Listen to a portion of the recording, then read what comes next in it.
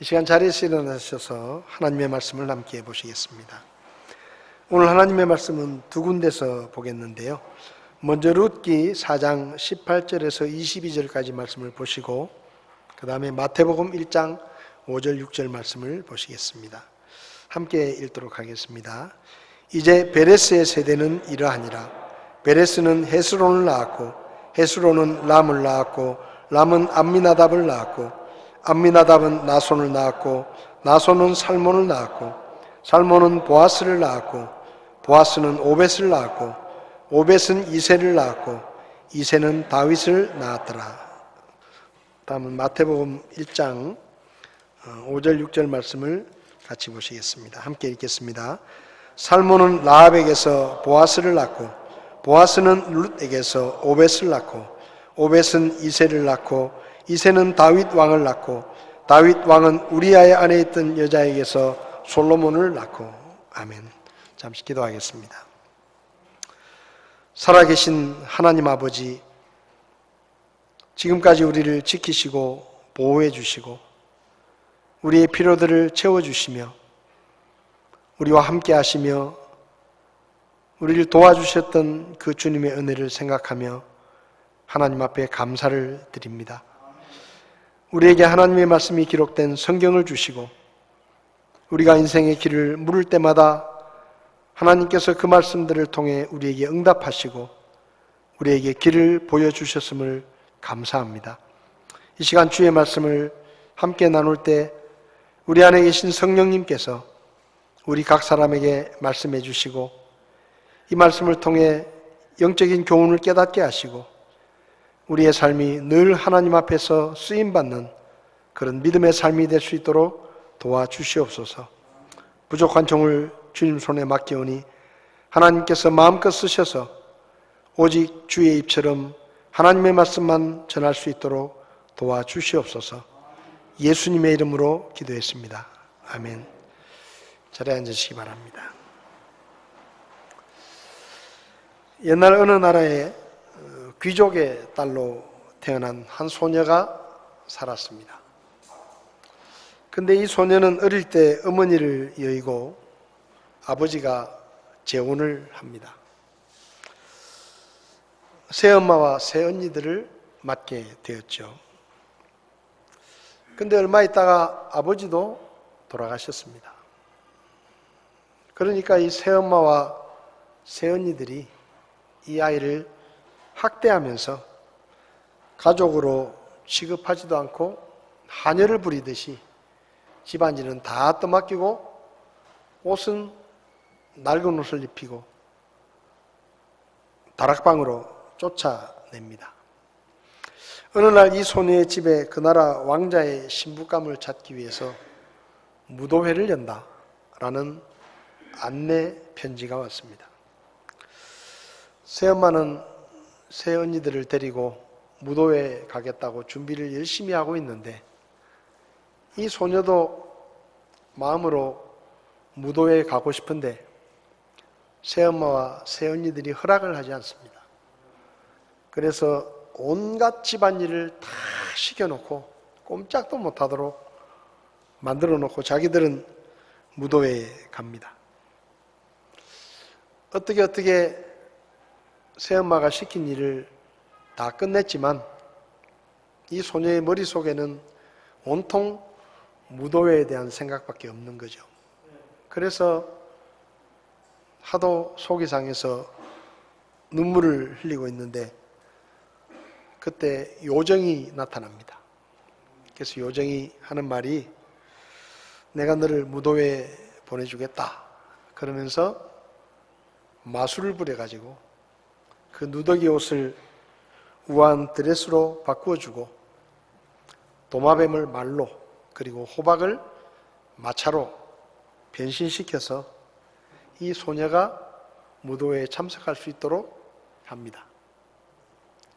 주의사항을 알려줍니다. 밤 12시가 되면 이 마법이 풀리니까 반드시 밤 12시 전에 돌아와야 된다. 무도회에 참석을 해서 마침 그 왕자가 보니까 유독 눈에 띄는 아름다운 소녀를 보고 왕자가 춤을 청하고 왕자와 신나게 놀다 보니까 12시가 다 돼가는 거예요. 그래서 정신없이 놀다가 그 마지막 주의사항이 생각이 나서 불이 나게 급하게 왕궁에서 떠나느라고 구두가 한 짝 벗겨져 버렸습니다. 근데 이 왕자는 금방까지 춤을 추던 그 소녀가 갑자기 사라져 버리니까 너무 다시 만나고 싶어서 그 남겨진 유리구두 한 짝을 가지고 그 구두의 주인을 찾습니다. 우여곡절 끝에 그 구두의 주인이 이 소녀라는 것이 밝혀지고 왕자는 이 소녀를 자기 아내로 맞이해서 행복하게 살았더라. 우리가 알고 있는 신데렐라 이야기입니다. 근데 이 신데렐라 이야기의 원작자가 누구인지는 사실 아무도 모릅니다. 신데렐라류의 이야기들이 워낙 많기 때문에 지금 우리가 알고 있는 신데렐라 이야기는 1636년에 이탈리아에 바실레라는 사람이 엮은 민화집이 있는데 그 민화집 속에 체네렌톨라라는 이름의 한 대목이 나오는데 그 내용이 바로 신데렐라의 이야기입니다. 그리고 이 이야기가 1697년에 프랑스의 샤를 페로라는 사람이 엮은 샹드리옹 또는 작은 유리구두라는 책에 이 이야기가 또 조금 각색이 돼서 들어갑니다. 그리고 1812년에 가장 많이 알려진 그림 형제 동화집에 아슌푸틀이라는 제목으로 이 이야기가 실립니다. 우리는 신데렐라라는 이름으로 잘 알고 있지만 사실은 이 신데렐라라는 이름은 디즈니에서 만들어낸 이름입니다. 원래는 이름이 엘라라는 이름인데 그 앞에 신더라는 말이 덧붙여져서 신데렐라라고 우리가 알고 있는데 신데렐라의 원래 이름은 체네렌톨라 또 퀴샹드롱 이런 이름으로 앞에 불렸었는데 이제 디즈니사에서 그 동화 이야기를 애니메이션으로 만들면서 신데렐라라는 이름으로 붙인 것이죠. 그래서 어떤 사람들은 이 신데렐라의 주인공 이름을 엘라다라고 알고 있는 사람들도 많습니다. 바실레의 책에 나오는 체네렌톨라 또 페로의 책에 나오는 퀸상드롱이라는 이 두 가지 용어는 거의 똑같은 뜻입니다.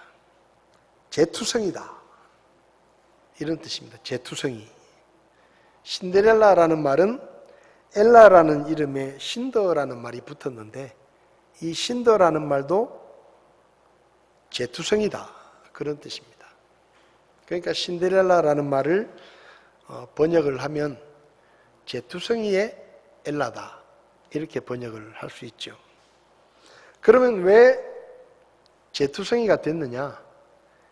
이 하녀 취급을 받으면서 하루 종일 힘들게 일을 하던 이 소녀가 하루 일과를 마치면 화로 옆에 앉아서 난로 옆에 앉아 있었는데 그 난로가 나무를 떼는 난로였습니다.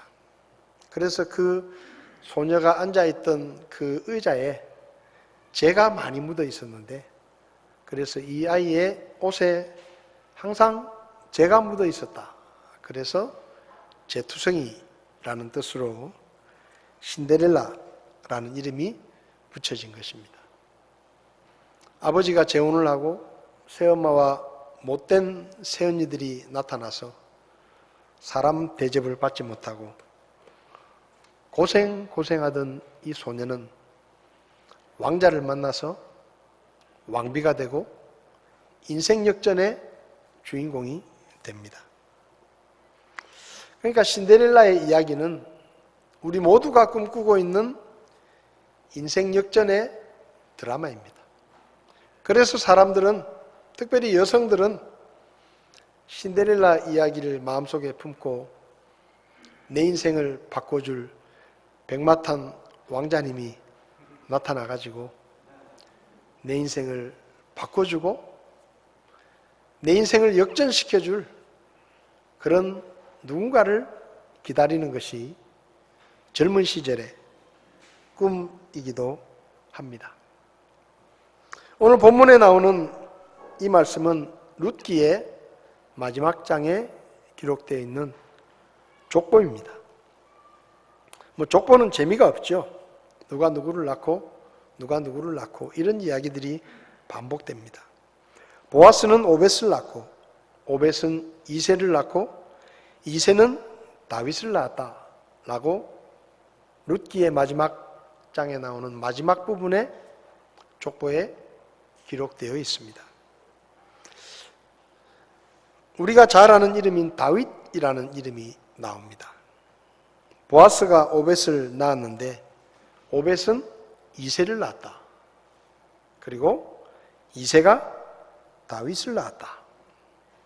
그러니까 보아스는, 룻기에 나오는 보아스는 다윗의 이를테면 정조 할아버지쯤 되는 그런 사람입니다.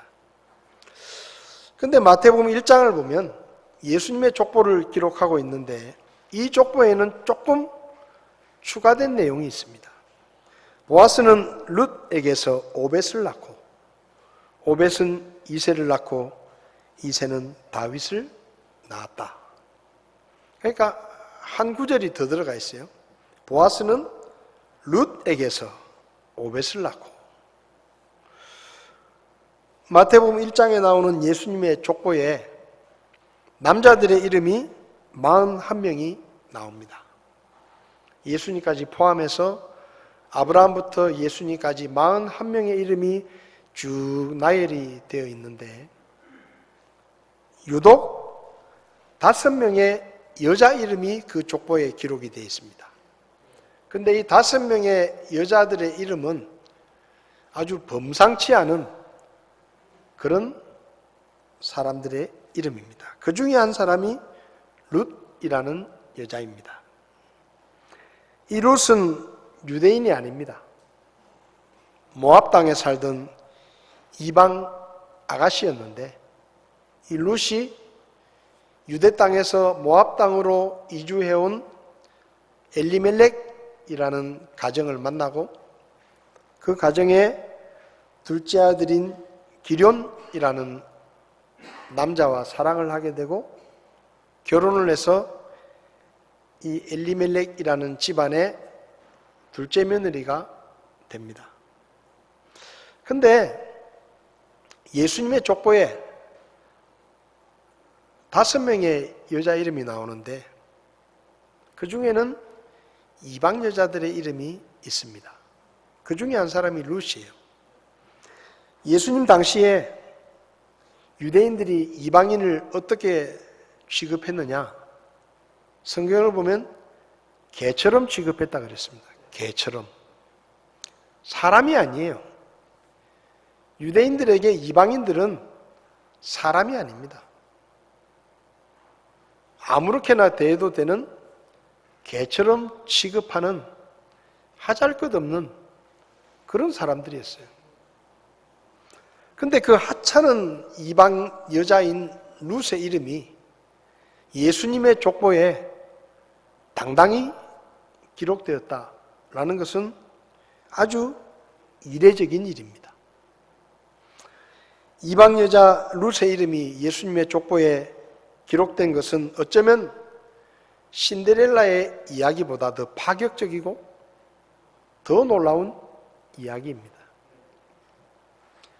신데렐라의 이야기는 왕자를 만나서 왕자가 그녀의 인생을 변화시켜준 인생 역전의 이야기입니다.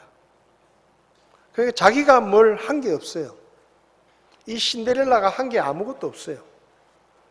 그냥 왕자를 만났고 왕자가 자기를 찾아왔고 자기를 알아보고 왕자가 자기를 왕비로 삼아서 인생 역전이라는 일이 일어난 것이죠. 근데 룻의 이야기는 좀 다릅니다. 룻의 이야기는 모압 여자였던 룻이 그 남편이 죽고 난 다음에 시어머니가 유대 땅으로 돌아가려고 할 때 시어머니는 이 두 며느리에게 남편이 다 죽었으니 너희 가족에게로 돌아가서 새 출발을 해라.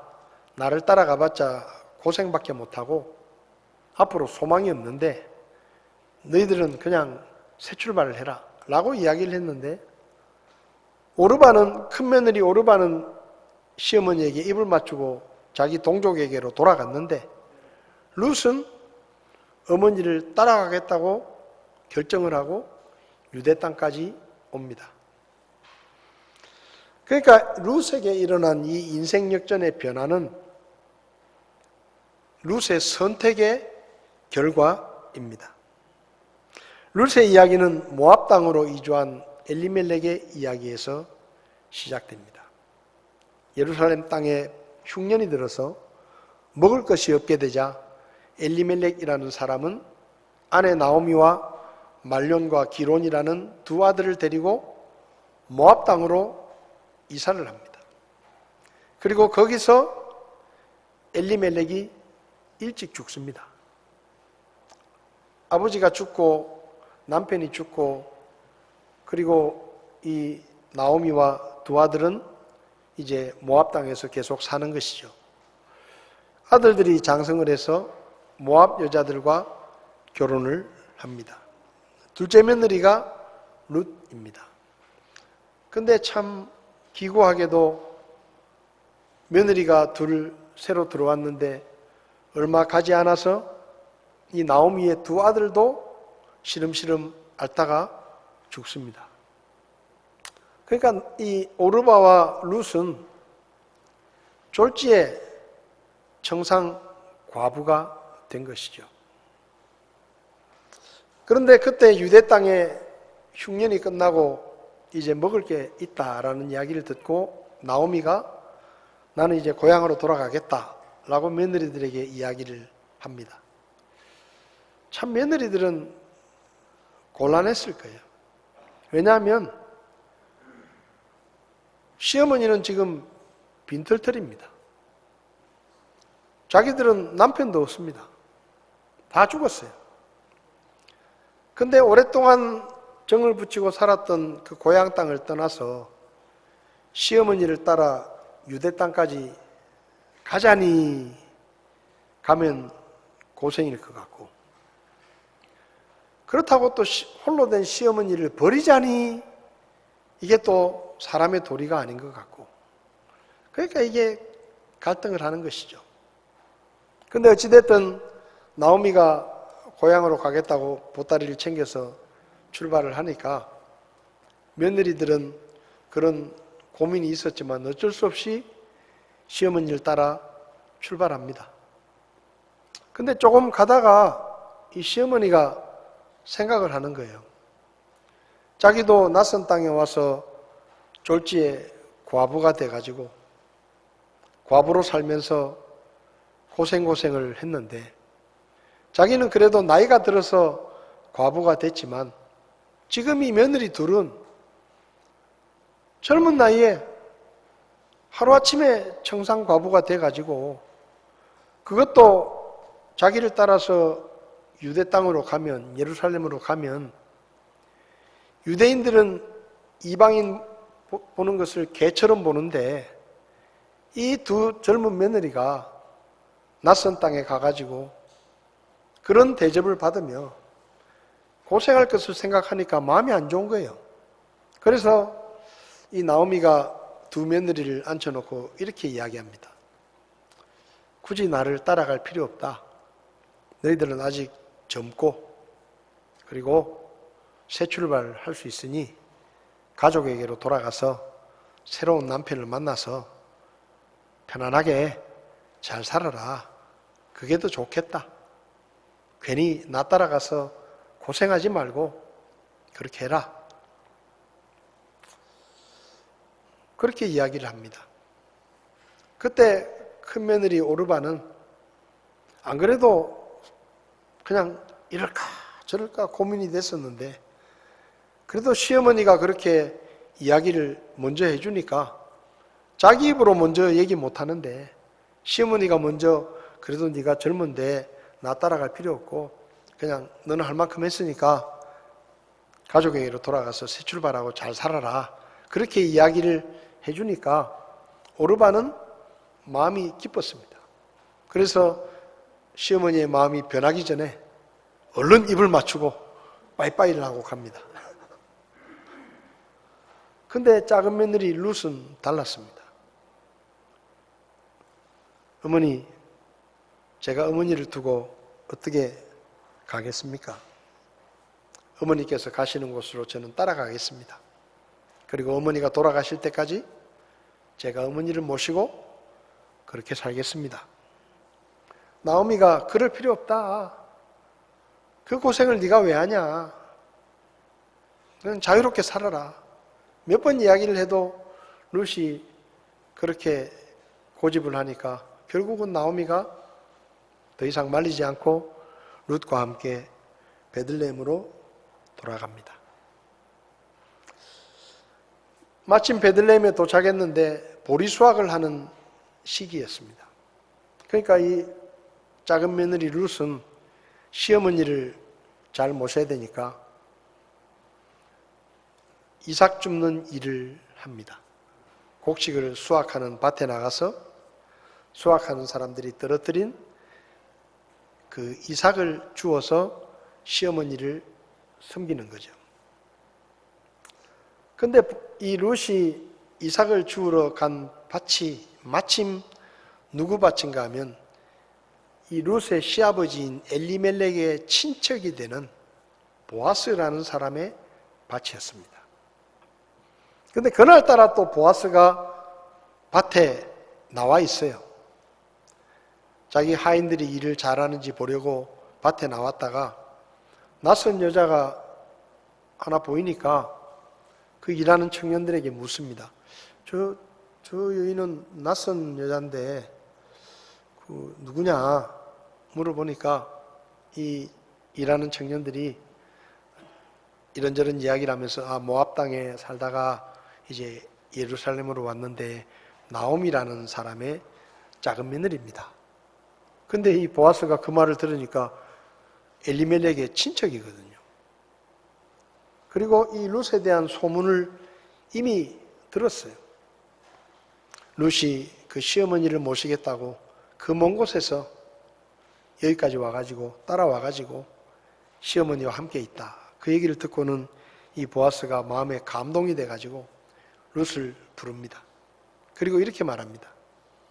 내가 네 얘기를 들었는데 이삭 줍는 일을 다른 밭에 가지 말고 항상 내 밭에서 해라. 내 하인들을 따라다녀라. 그리고 내가 내 하인들에게 이야기를 해서 너를 귀찮게 하거나 못살게 굴지 않도록 내가 이야기를 해놓겠다. 그러니 딴 데 가지 말고 내 밭에서 이삭을 주어라. 그러니까 룻은 얼마나 그게 고마운 일입니까? 낯선 땅에 왔는데 이삭을 주우러 갔는데 그 주인이 자기한테 아는 척을 해주고 그리고 내 밭에서 곡식을 주어라 하고는 또 일하는 청년들에게는 저 룻이 곡식을 주울 때는 좋은 곡식들을 일부러 떨어뜨려라. 많이 주워갈 수 있도록. 그렇게 얘기를 하는 거예요. 그러니까 이 룻이 얼마나 고맙겠어요. 그래서 넙죽 절을 하면서 저는 하찮은 이방 여자인데 어떻게 저한테 그렇게 은혜를 베푸십니까? 라고 물으니까 보아스가 내가 네 소문을 들었다. 응? 네가 얼마나 마음이 착하고 그 네 시어머니에게 잘하는지 내가 들었다. 그렇게 이야기를 하죠. 그래서 이제 이삭을 주워가지고 시어머니 나오미에게 옵니다. 그리고 이야기를 합니다. 오늘 제가 이삭을 주우러 갔는데 그 주인이 보아스라는 사람인데 제 시아버지를 아는 척을 하고 또 저를 아는 척을 해주고 그리고 저에게 은혜를 베풀어서 내 밭에서 곡식을 주우라고 이렇게 이야기를 해줬습니다. 그러니까 이 나오미가 그 얘기를 듣고 이렇게 말을 하는 거예요. 어쩌면 이게 하나님의 뜻인지 모르겠다. 그러니까 네가 그 보아스라는 그 주인이 어디서 잠을 자는지 잘 봐놨다가 그 주인이 잠들고 나면 그 주인의 이불 발치에 가서 거기 살짝 누워 있으라. 그렇게 얘기를 해요. 그러니까 룻이 또 시어머니가 시키는 대로 합니다. 그래서 보아스가 이제 밭에 나갔다가 또 여러 번 보니까 보아스가 어떤 천막에 들어가 잠을 자는 거예요. 그래서 룻이 시어머니가 시키는 대로 몰래 그 천막에 들어가서 보아스의 이불에 들어가서 발치에 누워 있습니다. 보아스가 잠을 깨서 보니까 룻이 자기 장막에 들어와서 웬 여자가 자기 발치에 누워 있는 거예요. 깜짝 놀라가지고 너 누구냐? 그러니까 저는 룻입니다. 이야기를 합니다. 이게 무슨 일이냐? 제 시어머니가 그렇게 하라고 시켰습니다. 그 이야기를 듣고 보아스가 말합니다. 너는 젊고 예쁜데 젊은 남자를 따라갈 텐데 나이 많은 나에게 이렇게 왔느냐. 어쨌든 이게 하나님의 인도하심이라고 나는 생각이 되니까 하나님이 너를 축복하기 원하고 내가 너희 가정을 좀 돌봐주고 싶다. 근데 문제가 하나 있다. 나보다 더 앞서서 너를 책임질 권리를 가진 다른 친척이 있는데 그 사람이 그 권리를 포기해야 내가 너를 책임지고 맞이할 수 있겠다. 그렇게 이야기를 하는 거죠. 그래서 룻은 기다리는 겁니다. 근데 보아스는 그 친족을 만나가지고 장로들을 여러 명 데리고 와서 이제 공개적으로 묻는 겁니다. 지금 엘리멜렉이 죽고 그 며느리와 그 아내가 다시 돌아왔는데 지금 그 사람들은 아무 재산도 없고 땅도 없고 그래서 엘리멜렉의 땅을 다시 사가지고 누군가가 그 땅을 다시 사서 그 나오미에게 그 땅을 돌려주고 그 대를 잇도록 책임을 져야 되는데 당신이 그 책임을 지겠냐? 그러니까 이 친족이 나는 그런 책임 안 지겠다.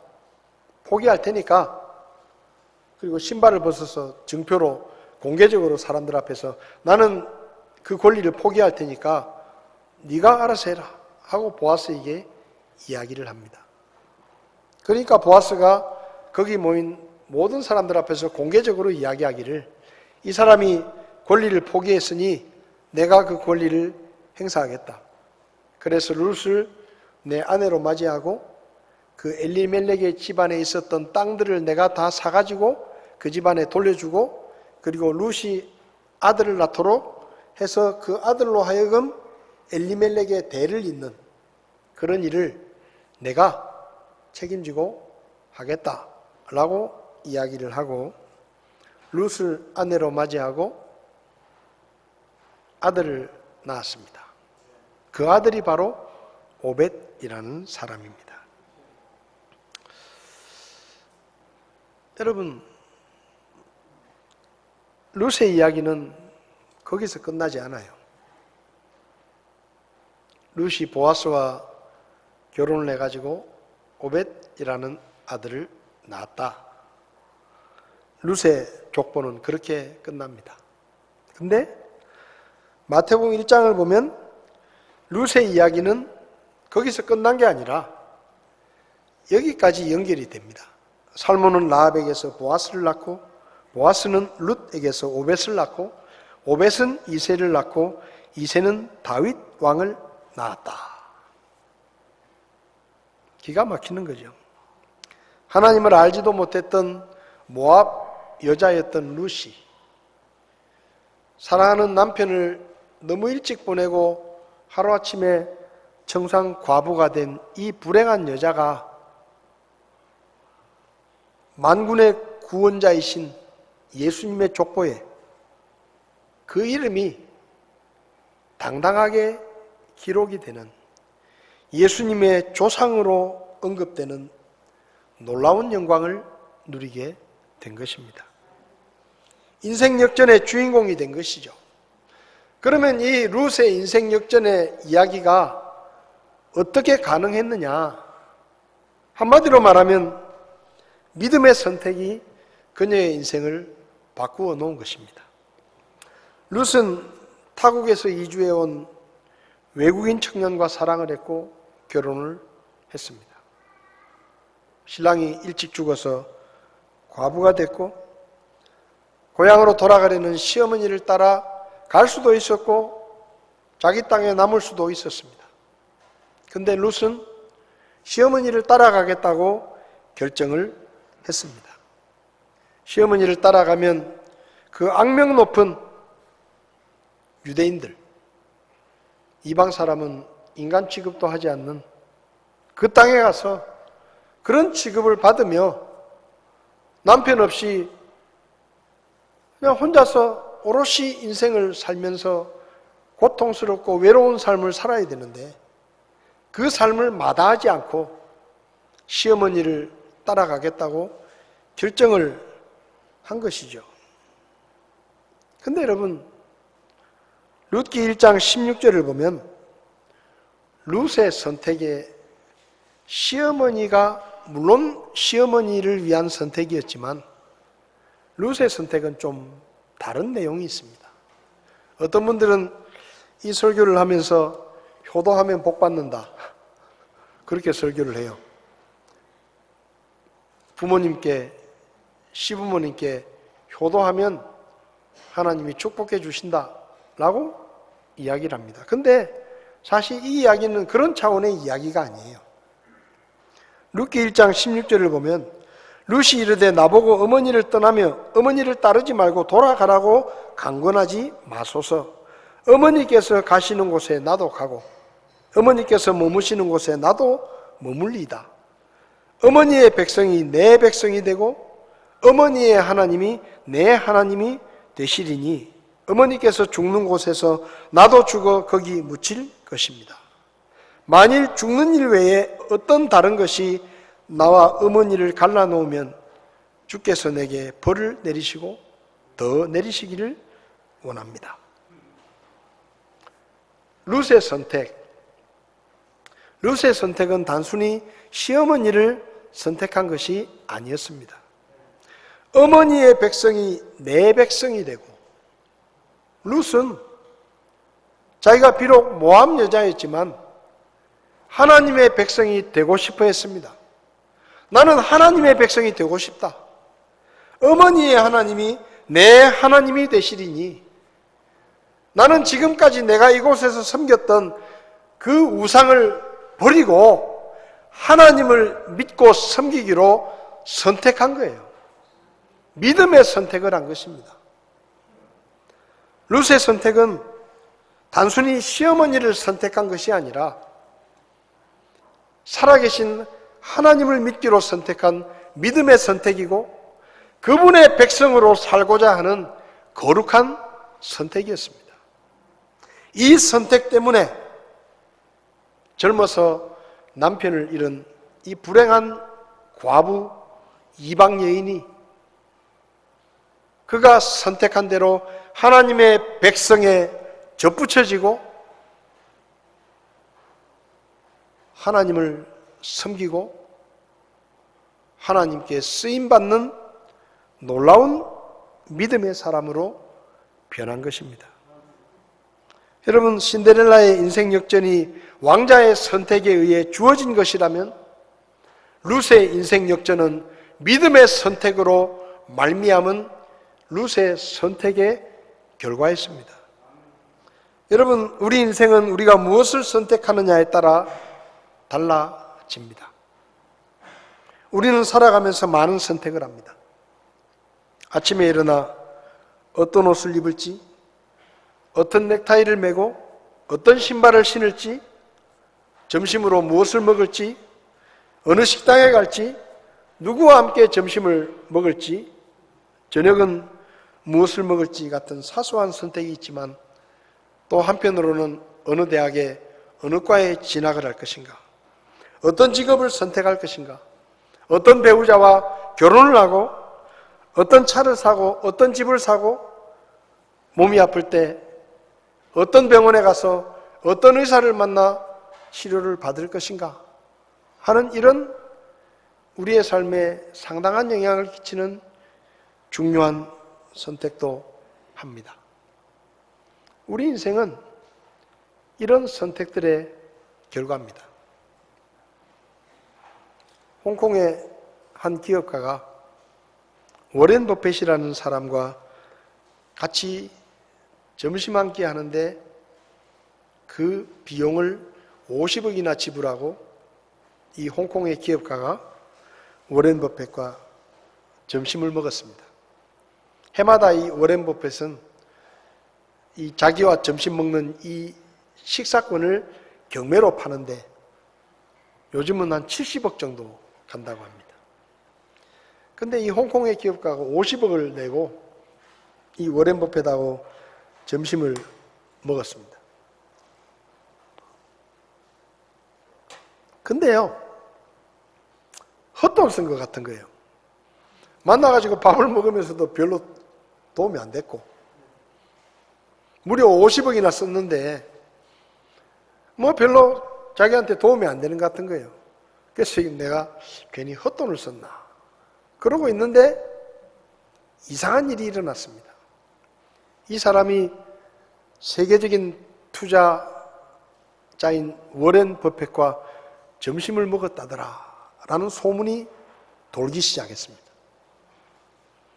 그러니까 이 회사의 주가가 급등하기 시작했습니다. 이 사람은 50억을 내고 밥 한 끼 먹고 230억을 벌었습니다. 주가가 갑자기 팍 올라가가지고 소문이 나가지고 그러니까 그 사람을 만나가지고 뭘 했으니까 분명히 그 사람이 분명히 회사에 뭔가를 할 것이고 새로운 기대를 갖게 된 것이죠. 그래가지고 50억 내고 밥 먹고 가만히 앉아서 230억을 벌었다. 그런 얘기를 읽은 적이 있습니다. 선택의 결과. 그런 선택을 했기 때문에 그런 결과가 나타난 것이죠. 여러분, 우리도 늘 선택을 합니다. 근데 저는 여기서 한번 생각해 볼 것이 있는데, 여러분, 왜 엘리멜렉 때 예루살렘에 흉년이 들었을까요? 왜 엘리멜렉은 흉년이 들자 외국 땅인 모압 땅으로 가족들을 다 데리고 갔을까요? 왜 엘리멜렉이 일찍 죽었을까요? 왜 룻은 이 엘리멜렉의 아들과 결혼을 했을까요? 그리고 룻의 남편은 왜 그렇게 일찍 죽었을까요? 왜 하필이면 그 즈음에 유대 땅에 양식이 있게 됐을까요? 왜 나오미는 고향으로 돌아가려고 했을까요? 이런 일들이 룻이라는 한 여인을 두고 계속해서 일어난 일들입니다. 저는 이 일들이 우연히 일어났다고 믿지 않습니다. 하나님께서 룻이라는 이 여인에게 기회를 준 거예요. 믿음의 선택을 할 수 있는 기회를 준 것입니다. 큰며느리 오르바는 그 기회를 잡지 않았고, 작은 며느리 룻은 하나님이 주신 그 믿음의 선택을 할 수 있는 기회를 놓치지 않고 붙잡았습니다. 혹시 여러분 중에 아직도 예수님을 믿지 않는 분이 계시다면 지금 하나님이 여러분에게 기회를 주시는 거예요. 예수님을 믿고 죄 사함을 받고 구원받을 수 있는 인생 최대의 역전을 이룰 수 있는 멸망할 죄인에서 하나님의 백성으로 영원한 고통의 형벌에서 하나님과 함께하는 영원한 행복의 천국으로 옮겨갈 수 있는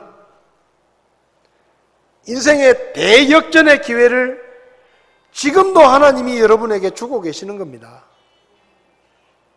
문제는 여러분이 그 기회를 잡느냐 아니면 그냥 흘려버리느냐, 이 차이예요. 42년 전에 저에게 그런 때가 왔습니다. 42년 전에 제가 복음을 들었습니다. 1980년 10월 달에. 저도 선택을 했어요. 목사님이 말씀하시는 대로 내가 하나님 앞에서 죄인이라는 것을 인정하고 십자가에 돌아가시고 부활하신 그 예수님을 나를 구원하기 위해 이 땅에 오신 하나님의 구원자로 믿을 것인가, 아니면 웃기는 소리 하고 있네 하고 그냥 무시할 것인가, 그 선택의 길이 저에게 42년 전에 왔었습니다. 42년 전에 저는 하나님의 은혜로 예수님을 믿는 것을 선택했습니다. 42년이 지난 지금 제 모습은 그 선택의 결과예요. 그때 제가 다른 선택을 했었더라면 지금의 저는 없을 것입니다. 다른 삶을 살고 있겠죠. 아니, 어쩌면 죽었을지도 몰라요. 42년 전에 제가 했었던 그 선택이 그 후로 제 인생에 계속해서 영향을 미쳤지만 42년이 지난 지금도 제 인생의 결과로 영향을 끼치고 있는 것입니다. 여러분 중에 아직도 예수님을 믿지 않는 분이 있다고 하면 더 미루지 마시고 오늘 하나님 앞에 죄인임을 회개하고 불신앙을 버리고 십자가에 돌아가시고 부활하신 그 예수님을 나를 구원하시는 하나님의 구원자로 믿으시기 바랍니다. 그렇게 오늘 여러분이 믿음의 선택을 하면 여러분의 인생이 지금부터 달라지게 될 것입니다. 변화될 것입니다. 여러분이 생각했던 그 이상으로 놀라운 변화들이 여러분에게 일어나게 될 것입니다. 룻이 알았겠습니까? 룻이 자기 시어머니 앞에서 어머니의 백성이 내 백성이 되고 어머니의 하나님이 내 하나님이 되겠습니다 하고 선택했을 때 자기 인생이 이렇게 달라질 것이라고 상상이나 했겠습니까? 근데 그 선택이, 그 짧은 선택이 룻의 인생을, 순간의 선택이 10년을 좌우합니다. 룻에게는 순간의 선택이 평생을 좌우한 거예요. 인생을 바꾸어 놓은 것입니다. 불행한 청산 과부 이방 여자 룻이 그 믿음의 선택 때문에 예수님의 족보에 당당히 그 이름이 기록되고 하나님의 백성으로 편입이 되고 예수님의 조상으로 지금까지도 우리가 기억하는 믿음의 인물이 된 것입니다. 여러분, 예수님을 믿고 구원받고 뭔가 내 인생이 좀 달라졌으면 좋겠다. 앞으로 내 삶이 좀 변화됐으면 좋겠다. 나도 인생 역전의 경험을 좀 하고 싶다. 그런 분이 여기 계시다고 하면 믿음의 선택을 하십시오. 믿음의 선택을 하십시오. 하나님이 기회를 주실 때, 무언가 여러분에게 말씀하실 때, 믿음의 선택을 하라고 사인을 보내실 때 믿음으로 하나님의 말씀에 순종하는 것을 선택해 보십시오. 그러면 그 선택이 여러분의 내일을 바꿀 것이고 모레를 바꿀 것이고 1년 후에 여러분의 모습을 바꿀 것이고 주님이 더디 오시면 5년 후에 10년 후에 여러분의 인생을 바꾸어 놓을 것입니다. 문제는 우리가 무엇을 선택하느냐예요. 지금까지도 우리의 인생은 우리의 선택의 결과입니다. 앞으로도 그것은 달라지지 않을 것입니다. 우리가 오늘 무엇을 선택하느냐에 따라 우리의 내일이, 우리의 다음 주가, 우리의 다음 달이, 우리의 내년이, 그리고 순례자로 살아가는 이 땅의 삶이 끝나는 그 순간까지 우리의 삶이 계속해서 달라지게 될 것입니다. 저와 여러분들이 룻처럼 순간순간마다 믿음의 선택을 함으로 저와 여러분들의 삶에 룻이 경험했던 그 인생 역전의 드라마가 저와 여러분들에게도 계속되어지기를 바랍니다. 믿음의 선택이 인생을 바꿉니다. 믿음의 선택이 인생의 역전을 만들어내는 것입니다. 지금 여러분의 삶이 불만족스럽고 뭔가 문제가 있고 내가 좀 변화된 삶, 뭔가 달라진 삶을 살기 원한다. 그것이 여러분의 진심이라고 하면 선택을 할 때 믿음의 선택을 하십시오. 하나님의 말씀을 기준으로 선택을 하십시오. 그러면 여러분의 인생에도 룻이라는 여인에게 일어났었던 그 놀라운 인생 역전의 드라마가 여러분에게도 반드시 일어나게 될 것입니다. 우리 자리에서 일어나시겠습니다.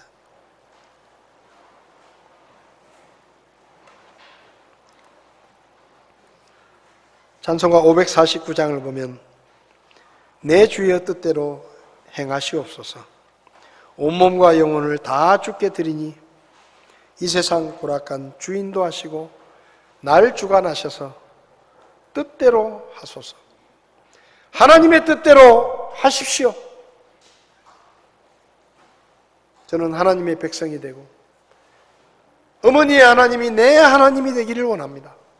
그 믿음의 선택, 하나님께 인생을 맡겼던 그 선택이 룻의 인생을 바꾸어 놓았던 것처럼 오늘 우리가 그 선택을 한다면 우리의 내일이, 우리의 다음 주가, 우리의 다음 달이 반드시 달라지게 될 것입니다.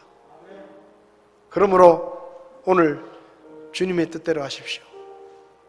그렇게 선택하는 저와 여러분이 되었으면 좋겠습니다. 549장 1절을 찬송하시면서 하나님, 제가 믿음의 선택을 하기 원합니다. 저를 통해 주님의 뜻을 이루어 주십시오. 그렇게 기도하는 마음으로 우리 찬송하시겠습니다.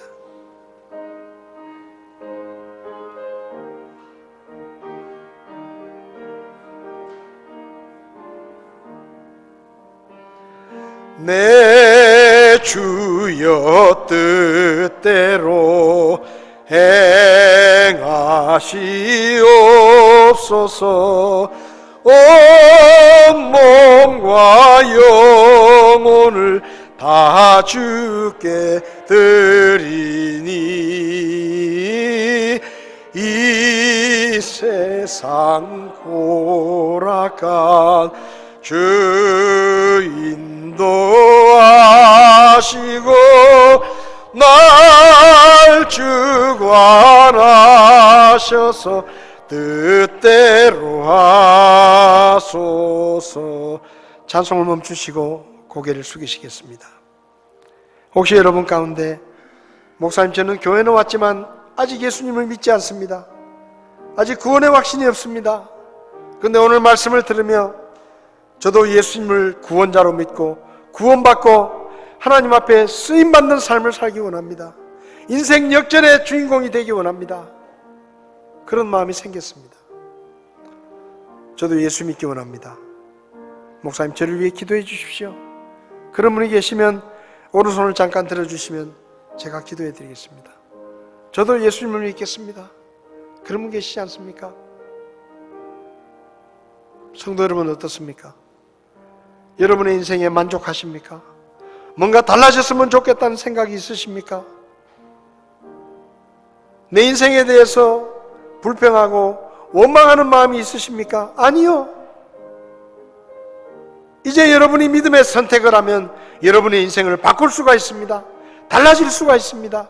인생 역전의 놀라운 일들이 우리에게도 일어날 수 있습니다. 믿음의 선택을 하십시오. 우리의 미래는 우리의 선택에 달려 있습니다. 목사님, 제가 앞으로 믿음의 선택을 하기 원합니다. 저를 위해 기도해 주십시오. 그런 분이 계신다면 오른손을 들어주시면 제가 기도해 드리겠습니다. 저도 믿음의 선택을 해서 인생 역전의 꿈을 이루어 보기를 원합니다. 그런 분이 계시면 오른손을 들어주시면 제가 기도해 드리겠습니다. 예, 그 손 받습니다.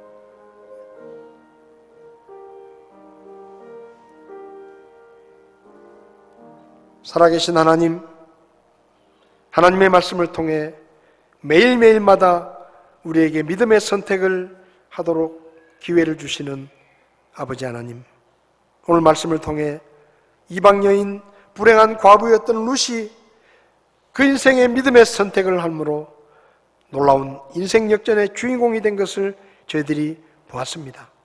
하나님, 우리의 삶에도 그 놀라운 일들이 일어나기를 원합니다. 오늘 우리의 삶이 믿음의 선택을 함으로 내일의 삶이, 모레의 삶이, 한 달 뒤의 삶이 변화되기를 원합니다. 저희에게 믿음을 더해 주시고 하나님의 말씀 앞에서 순간순간마다 믿음의 선택을 함으로 놀라운 삶의 변화를 경험할 수 있도록 저희를 도와 주시옵소서. 예수님의 이름으로 기도했습니다. 아멘. 예배를 마치겠습니다.